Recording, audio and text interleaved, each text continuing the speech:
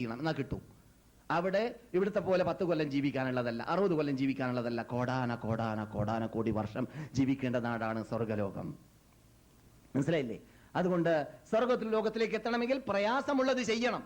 ചെയ്യുന്നവരില്ലേ? അതെ, അള്ളാഹുന്റെ അനുഗ്രഹത്തോടു കൂടി ഇവിടെ ഖുർആൻ ഇറങ്ങിയിട മുതൽ ഇന്ന് വരേക്കും മുഖം മറച്ചുകൊണ്ടുള്ള പർദ്ദയാണുള്ളത്. അല്ലാത്ത കാലഘട്ടം മദീന ഹിസ്റ്ററിയിൽ കടന്നതായിട്ട് പറയാൻ പറ്റുകയില്ല. മദീന ഹിസ്റ്ററി സീറത്തുൻ നബവി എന്ന പേരിൽ 1000 ഗ്രന്ഥങ്ങളുടെ പേരുകളും ആ ഗ്രന്ഥങ്ങളിൽ നിന്നിട്ട് മിക്ക ഗ്രന്ഥങ്ങളും ഗ്രന്ഥങ്ങൾ മദീന ഹിസ്റ്ററി. അതുപോലെ തന്നെ മദീന റസൂലിന്റെ ഹിസ്റ്ററി, അത് മുഅ്ജമു മാ ഉല്ലിഫ ഫീ റസൂലില്ലാ എന്ന ഒരു മുഅ്ജം പട്ടണത്തിൽ കിട്ടും. 70 റിയാലാണ് വില. അതിൽ 1000-ൽ പരം മദീന ഹിസ്റ്ററി ഗ്രന്ഥങ്ങളുടെ പേരുകൾ കാണാം.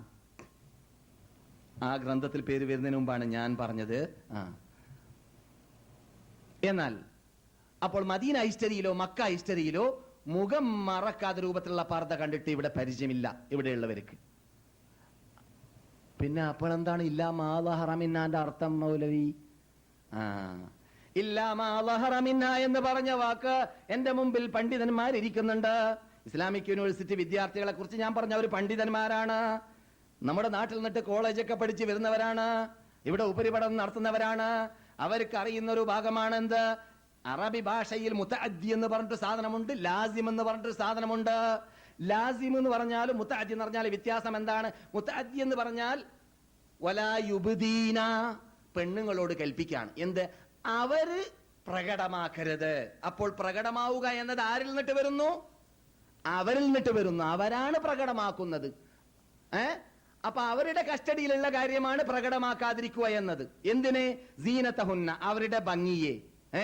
പക്ഷേ ഇല്ലാ മാ ളഹറ മിൻഹ, അവർ പ്രകടമാക്കാതെ സ്വയമായി പ്രകടമാകുന്ന ഭംഗി ഒഴിച്ച്, അവര് പ്രകടമാക്കാതെ സ്വയമായി പ്രകടമാകുന്ന പർദ്ദ ധരിച്ചാലും പ്രകടമാകുന്ന ഭംഗിയുണ്ട്. ആ ഭംഗിയെ അവര് മറക്കാതിരിക്കണമെന്ന് ഇസ്ലാം പറയുന്നില്ല. അതെന്താണ്? ഞാൻ പറഞ്ഞുതരാം. നാം ഇവിടെ ഇരിക്കുകയാണ്, സൗദി അറേബ്യൻ പർദ്ദ ധരിച്ചിട്ട് ഒരു പെണ്ണ് പോവാണ്. പെട്ടെന്ന് ഒരാൾ നോക്കൂലേ? എന്തിനാ മറച്ചു വെക്കുന്ന? പറയൂ. നോക്കും. എന്തുകൊണ്ട്?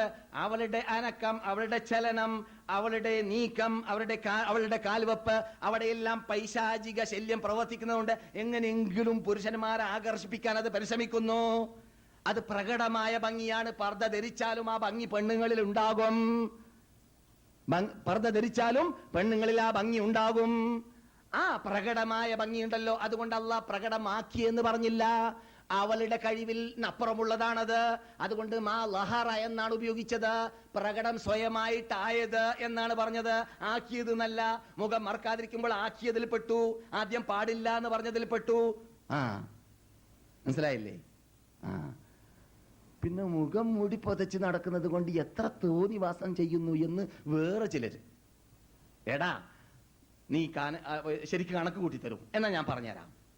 കണക്ക് എന്റെ കൂടെയുണ്ട്. ഞാൻ ഇന്നലെ രാത്രി സംസാരിച്ചപ്പോൾ പറഞ്ഞു, കോർട്ടിലുള്ള കണക്കുകളൊക്കെ എന്റെ അടുക്കൽ എത്താറുണ്ട്. ഞാൻ സൂക്ഷ്മമായി അത് പരിശോധിക്കാറുണ്ട്. എന്തുകൊണ്ട്? ആപേക്ഷികമായി പറയുകയാണെങ്കിൽ 10 മില്യൺ ജനങ്ങൾ ജീവിക്കുന്ന, ഉദാഹരണത്തിന് സൗദി അറേബ്യ, അതുപോലെ 10 മില്യൺ മുസ്ലിങ്ങൾ മാത്രം ജീവിക്കുന്ന ഏതെങ്കിലും ഒരു രാഷ്ട്രത്തിൽ നടക്കുന്നതായ പർദ്ദ വലിച്ചെറിഞ്ഞവര്, മുഖം മറക്കാത്തവർ ചെയ്യുന്ന നാടുകളിൽ നടക്കുന്നതായ അനാചാരവും ഇവിടെ നടക്കുന്നതായ അനാചാരവും പരിശോധിച്ചാൽ വളരെ വളരെ വളരെ വളരെ തുച്ഛമായിട്ടാണ് കാണുക. നാം ശതമാനം നോക്കിയിട്ട് വിധി പറയണം. ഏതെങ്കിലും ഒരു വ്യക്തി പർദ്ദക്ക് ആവശ്യമില്ലാത്തവർ തോന്നിവാസം കാട്ടാൻ വേണ്ടി പർദ്ദ ധരിച്ച് മുഖം മൂടിയിട്ട് വലതും കാട്ടി എന്നത് ഇസ്ലാമിന്റെ നിയമത്തിന് ഘടകവിരുദ്ധമാവുകയില്ല. ഇസ്ലാമിന്റെ നിയമം അത് നിയമമാണ്. അങ്ങനെ നിയമമുണ്ടോ എന്നാൽ അത് നടപ്പാക്കണം. അവിടെ അതിനെ ദുരുപയോഗപ്പെടുത്തുന്നവരുണ്ടോ ഇല്ലേ എന്നുള്ളത് ഇസ്ലാമിൽ ചോദ്യമല്ല. ദുരുപയോഗപ്പെടുത്തുന്നവർ ഇവിടെ ഞാൻ പറയാറുണ്ട്, ഇത് വീഡിയോ കാസറ്റുകള്, ഫിലിംസുകള് കോപ്പി അടിക്കാൻ വേണ്ടിയിട്ട്, കൂടുതൽ ടൈം കിട്ടാൻ വേണ്ടിയിട്ട് താടി നീട്ടിയവരുണ്ട് ഇവിടെ മലയാളികളുടെ കൂട്ടത്തിൽ. ഇത്ര പോന ആനത്താടി, മരണത്താടി. ഞാൻ അത്ഭുതപ്പെട്ടിട്ട് എന്തായി താടി, ഇത്ര വലിയ താടി? അവനെ പള്ളിയിലൊന്നും കാണാറില്ലല്ലോ എന്ന് പരിശോധിച്ചപ്പോൾ അറിയാൻ സാധിച്ചത് അവൻ ഫിലിം വിതരണ പദ്ധതിക്കാരനാണ്. അപ്പോൾ ഒരു ഫിലിമെങ്കിലും താടി വടിക്കുന്ന സമയത്ത്, ഷേവ് ചെയ്യുന്ന സമയത്ത് അവന് കോപ്പി അടിക്കാമല്ലോ എന്ന് മനസ്സിലാക്കിയിട്ട് താടി വടിക്കുന്ന വേണ്ടാന്ന് വെച്ചതാണ്. അതുകൊണ്ട് താടി വേണ്ടാന്നോ? വല്ലവരും ഇസ്ലാമിനെതിരിൽ ദുരുപയോഗപ്പെടുത്തി താടി എന്നതുകൊണ്ട് താടി വേണ്ട എന്നാണോ? മറ്റു ചില വിഭാഗങ്ങൾ താടിയുടെ അകത്ത് ബ്രൗൺ ഷുഗർ ഒളിപ്പിച്ചു കൊണ്ടുവരുന്നവരുണ്ട് എന്ന് നാം കേട്ടു. അതുകൊണ്ട് താടി വേണ്ട എന്നാണോ? അല്ല. ഒരിക്കലുമല്ല.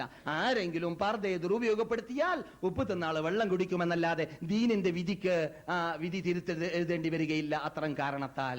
പക്ഷെ ഫിറ്റാക്കാൻ പ്രയാസമുള്ളത് എന്ന് റസൂലുള്ളാഹി സ്വല്ലല്ലാഹു അലൈഹി വസല്ലം തങ്ങൾ പറയുന്നു. നിങ്ങളൊരു പെണ്ണിനെ കെട്ടാൻ തീരുമാനിച്ചാൽ നമ്മുടെ നേതാവ് പറയുകയാണ്, നിങ്ങൾ അവളുടെ മുഖത്തെയും മുങ്കയെയും നോക്കുക.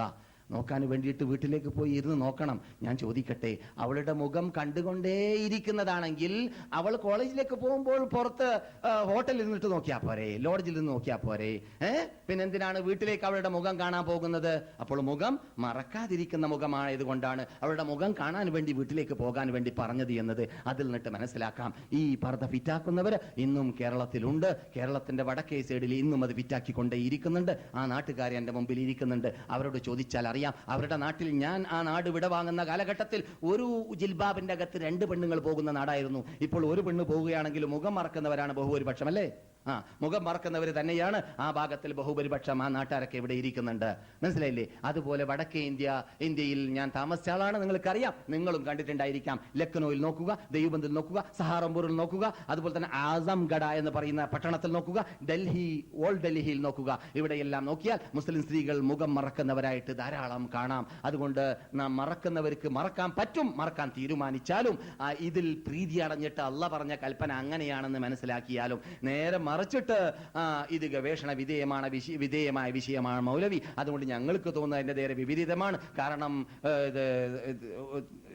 എന്താണ്, കാലിനെ തൊട്ട് ചെരുപ്പ് മുറിക്കാൻ വേണ്ടിയിട്ട്, ചെരുപ്പിന് തൊട്ട് കാല് മുറിക്കാൻ വേണ്ടി, ചെരുപ്പിന് തൊട്ട് കാല് മുറിക്കാൻ വേണ്ടി നാട്ടിൽ നടക്കുന്ന സമ്പ്രദായത്തിന് വിപരീതമായി പോവുകയാണ് നിങ്ങൾ പറയുന്നത്. അതുകൊണ്ട് നമുക്ക് ചെരുപ്പിന് തൊട്ട് കാല് മുറിക്കാമെന്ന് തീരുമാനിക്കുകയാണെങ്കിൽ അത് വേറെ കാര്യം. എന്റെ ഉത്തരവാദിത്തം ഞാൻ നിറവേറ്റി കഴിഞ്ഞു.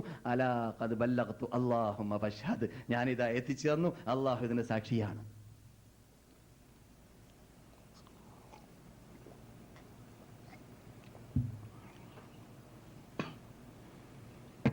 എൻ്റെ ക്ലാസ് മെമ്പർമാരിൽ നിന്നിട്ട് പലരും, ഞാൻ അഭിമാനം പറയല്ല, ഇസ്ലാമിക പർദ്ദ മനസ്സിലാക്കിയിട്ട് അവരവരുടെ ഭാര്യമാരിൽ ഫിറ്റാക്കിയ വാർത്ത നിങ്ങൾക്കറിയാം.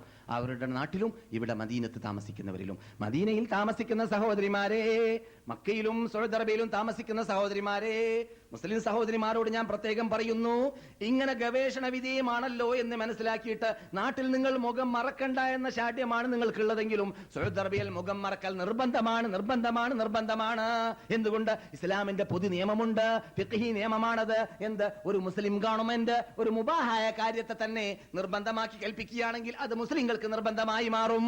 ഏതുപോലെ ഇവിടെ പൊതു മസ്ലഹത്തിന് വേണ്ടിയിട്ട് 5 വർഷത്തിലൊരു പ്രാവശ്യമേ ഹജ്ജിന് വേണ്ടി വിദേശികൾക്കും സ്വദേശികൾക്കും പോകാവൂ എന്ന നിയമമുണ്ട്, അല്ലേ?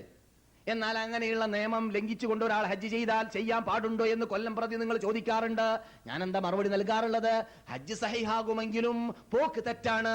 കാരണം മുസ്ലിം ഗവൺമെന്റിന്റെ കൽപ്പനയെ ലംഘിക്കുന്നു എന്നതുകൊണ്ട് തന്നെ. അപ്പോൾ ഈ ഗവൺമെന്റിന്റെ കൽപ്പനയാണ് ഇവിടെയുള്ള സ്ത്രീകളോട് എന്ത് വേണം? മുഖം മറക്കണമെന്ന് പറയുന്നത്.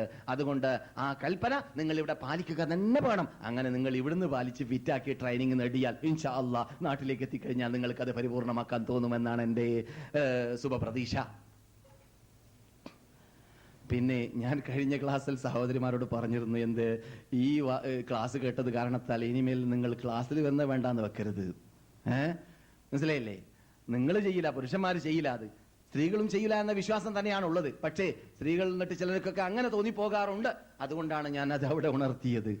എൻ്റെ ശബ്ദം സ്ത്രീകളും കേൾക്കുമല്ലോ, അതുകൊണ്ട് ഞാൻ പറയുന്നു, നമുക്കിവിടെ സത്യം പറയുക, സത്യം മനസ്സിലാക്കുക എന്ന ലക്ഷ്യമാണുള്ളത്.